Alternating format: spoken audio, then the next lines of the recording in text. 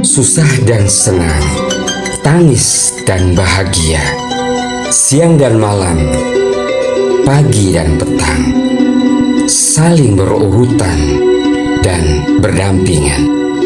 Pada suatu hari, siang bagaikan malam, sang pengembara yang haus akan ilmu pengetahuan menjelajah dunia, pendekar yang pilih tanding, sakti, mandraguna, berambut panjang.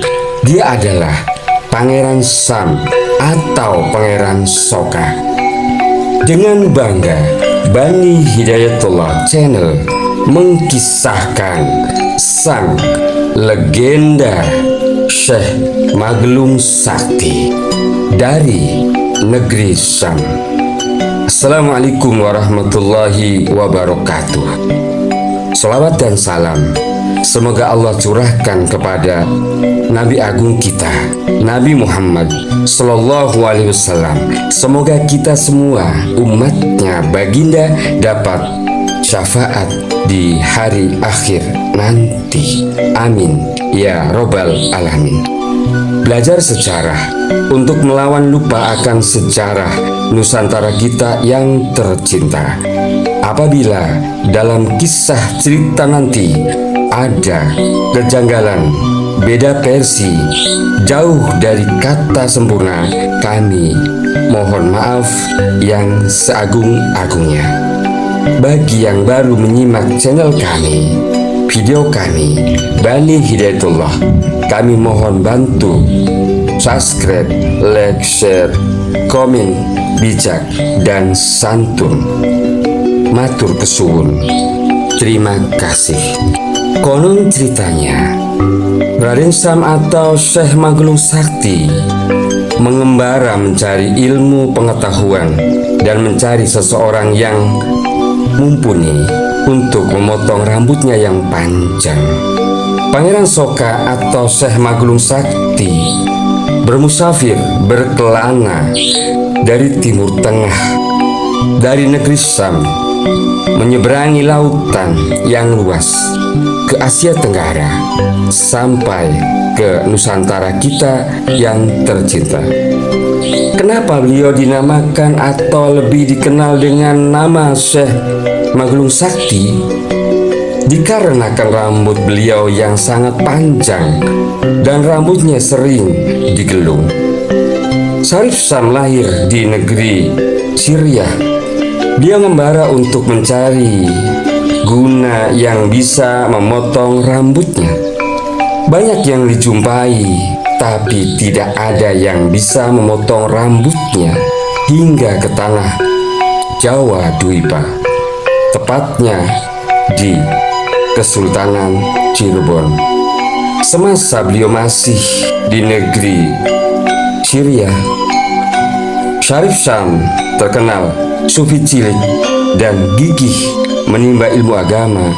Beliau memang sudah mumpuni semenjak kecil, namun ada yang selalu mengganjal di pikirannya karena rambutnya yang tidak bisa dipotong semenjak lahir. Konon semasa masih muda, dia sudah menjadi guru agama di Mesir, di Madinah, dan masih banyak yang lainnya. Namun beliau banyak yang mencibir dari kalangan masyarakat dan kalangan ulama tentang rambutnya yang panjang itu. Akhirnya beliau memutuskan untuk bermusyafir guna mencari sang guru besarnya yang bisa memotong rambutnya. Syarif Sam berjalan menemui dari kalangan syekh, orang-orang pandai dan orang sakti, namun tidak ada yang sanggup memotong rambutnya. Dan beliau terus berikhtiar mencari dan mencari. Konon beliau berasal dari negeri Sam atau Syria. Ada juga yang menceritakan dari negeri Mesir. Singkat cerita, Syekh Maglung Sakti, beliau juga pernah menjadi panglima perang Mesir sewaktu perang dengan pasukan Romawi dan Tartar. Syarif Syam, beliau pandai dalam ilmu agama dan juga pandai mengatur strategi perang kala itu. Namun masih ada yang mengganjal di hatinya, di pikirannya kala memikirkan rambutnya yang tidak ada yang bisa memotongnya. Maka beliau meninggalkan negaranya hingga negara Libanon, berguru dengan Syekh Datul Ulum, Syekh Atijani di Yaman bagian selatan, Syekh Qawi bin Subhan di India, Syekh Mahmud di Yerusalem, Syekh Zakaria bin Salem di Tunisia, Syekh Marwan bin Sofyan di Campa, dan masih banyak yang lainnya. Masih juga belum bisa memotong rambutnya. Pada suatu hari, Syarif Syam bertemu dengan Resi Sakti Sang Yang Purba Tursasana Prabu Kala Sengkala di perbatasan Selat Malaka. Dari sinilah ada secercah terang yang gemilang. Sang Resi berkata, jika mau memotong rambutnya yang sakti itu, harus ke tanah Jawa Dwipa. Yang dimaksud Resi Jawa Dwipa adalah yang terletak di negara Kesultanan Cirebon.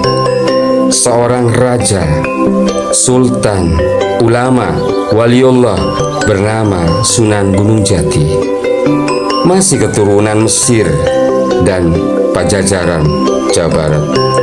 Konon, singkat cerita, sang pengembara dari negeri Syam sudah berada di pulau Jawa mencari Sunan Gunung Jati. Konon, beliau bernazar, siapa yang bisa memotong rambutnya akan dijadikan gurunya. Singkat cerita, sesampainya ke Kesultanan Cirebon, beliau bertemu Sunan Gunung Jati. Pada abad ke-15 Masehi, Karangkendal, hidup seorang yang bernama Ki Tarsiman atau Ki Krayunan, atau juga disebut Ki Gede Karangkendal. Beliau juga dipanggil dengan julukan Buyu Selawe karena mempunyai 25 anak dari istrinya yang bernama Nyai Sekar. Makam Selawe pun ada juga di Indramayu, Jawa Barat. Ki Krayunan diduga bapak angkat Syekh Maglung Sakti atau Raden Soka, Syekh Syam Karangkendal Cirebon. Syarif Syam di pesisir Cirebon mencari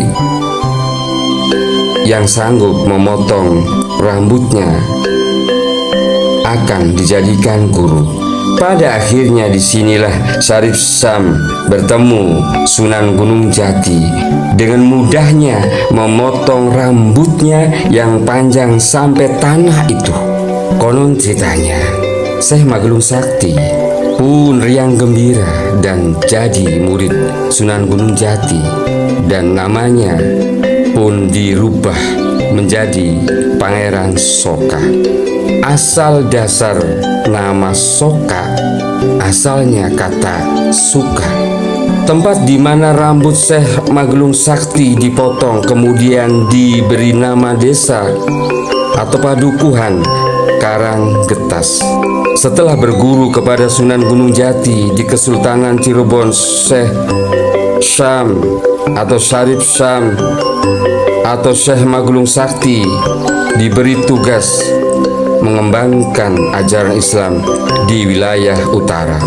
Syekh Maglung Sakti pun kemudian tinggal di Padukuhan Karangkendal, Kecamatan Kapetakan, sekitar 19 km setelah kota utara Kesultanan Cirebon. Hingga beliau lebih dikenal, dijuluki Pangeran Karangkendal. Sesuai cerita rakyat, yang berkembang atau orang tua tempo dahulu, Syekh Maglung Sakti menundukkan Ki Tarsana dari Kertasmaya Indramayu. Sosok Syekh Maglung Sakti tidak terlepas dengan Nyai Mas Gandasari. Sewaktu Syekh Maglung Sakti ditugaskan Sunan Gunung Jati berkeliling ke arah barat Kesultanan Cirebon, pada saat beliau selesai mempelajari tasawuf dari Sunan Gunung Jati dan mendengar berita sayembara Nyai Mas Gandasari yang sedang mencari pasangan hidupnya yang bisa mengalahkannya, konon menjadi suaminya. Dalam sayembara itu sejumlah pangeran, pendekar, rakyat biasa dipersilahkan untuk mencoba mengalahkan Nyai Mas Gandasari. Siapapun yang bisa mengalahkannya, bela dirinya, maka itulah jodohnya. Bahkan diantaranya mencoba kemampuan Nyai Mas Gandasari, namun tak bisa mengalahkannya, seperti Ki Pekik, Ki Pekandangan, Ki Gede Kaperingan, serta pendatang dari negeri Cina, Ki Dapu Awang atau Ki Jangkar, berhasil dikalahkannya oleh Nyai Mas Gandasari. Hingga Pangeran Soka memasuki arena sayembara. Meskipun keduanya tampak imbang, namun faktor kelelahan akhirnya Nyai Mas Gandasari pun menyerah dan kemudian berlindung di punggung Sunan Gunung Jati. Namun Pangeran Soka terus menyerangnya dan hampir saja mengenai Sunan Gunung Jati. Akan tetapi sebelum tangan Pangeran Soka menyentuh Sunan Gunung Jati, Pangeran Soka menjadi lemas tak berdaya. Sunan Gunung Jati pun kemudian membantunya dan menyatakan tidak ada yang kalah dan tidak ada yang menang. Namun keduanya konon dinikahkan oleh Sunan Gunung Jati. Konon ada juga yang menceritakan dalam pernikahannya tidak boleh bersama, tetapi nanti akhir zaman. Ada juga yang mengkisahkan belum sempat menikah dengan Syekh Maglung Sakti. Ada kisah cerita juga dari Babat Indramayu bahwa Nyai Mas Gandasari juga adalah salah satu pendiri kota Indramayu bernama Nyai Mas Endang Dharma Ayu, istri Raden Bagus Arya Wiralodra, pemimpin Indramayu. Wallahu a'lam bishawab. Sedangkan Nyai Mas Gandasari bertempat di Panguragan, sedang Syekh Maglung Sakti ada di Karangkendal. Tempat yang berbeda masih di Kesultanan Cirebon, Jawa Barat. Dan pertemuan pertama antara Syekh Maglung Sakti dan Sunan Gunung Jati, inilah kemudian peristiwa pemotongan rambut Syekh Maglung Sakti itu dilakukan. Syekh Maglung Sakti kagum akan kesaktian atau karomah Sunan Gunung Jati dan akhirnya memohon untuk bertemu. Dari pertemuan pertama antara Syekh Maglung Sakti dan Sunan Gunung Jati, inilah kemudian peristiwa pemotongan rambut Syekh Maglung Sakti itu dilakukan. Syekh Maglung Sakti kagum akan kesaktian atau karomah Sunan Gunung Jati dan akhirnya memohon untuk diterima menjadi muridnya. Syekh Maglung Sakti dalam sejarah Cirebon dikenal sebagai salah satu panglima perang Kesultanan Cirebon awal. Ada berbagai versi mengenai asal-usul tokoh ini. Ada yang menyatakan dari negeri Syam, ada juga yang menyatakan berasal dari negeri Mesir. Selepas Syekh Maglung Sakti berjasa ikut membantu menyebarkan agama Islam di tanah Pasundan dan juga ikut dalam berbagai pertempuran menghadapi kerajaan Pajajaran, Syekh Maglung Sakti dianugerahi wilayah kekuasaan di desa Karangkendal. Oleh karena itu, selain dikenal dengan nama Syekh Maglung Sakti, tokoh ini juga dikenal dengan nama Pangeran Karangkendal. Selepas beberapa lama memerintah Karangkendal dan memasuki usia senja, Syekh Maglung Sakti dikabarkan wafat. Dalam naskah Mertasinga, kewafatan Syekh Maglung Sakti didahului oleh kisah absennya Syekh Maglung Sakti dari pertemuan-pertemuan dilangsungkan di Gunung Jati. Syekh Maglung Sakti dikisahkan dalam beberapa kali tidak mengikuti rapat-rapat pemerintahan yang dilaksanakan di Gunung Jati. Oleh karena itu, Sunan Gunung Jati merasa kehilangan. Sunan Gunung Jati kemudian menanyakan kabar Syekh Maglung Sakti kepada para pejabat pemerintahan lainnya, namun tak ada seseorang pun yang mengetahuinya. Mendapati keadaan itu, akhirnya Sunan Gunung Jati mengutus para pejabat pemerintahan untuk mencari kabar tentang keberadaan Syekh Maglung Sakti. Setelah dilakukan penyelidikan, akhirnya salah seseorang pejabat di pemerintahan itu melaporkan bahwa di daerah Karangkendal telah memancar sinar.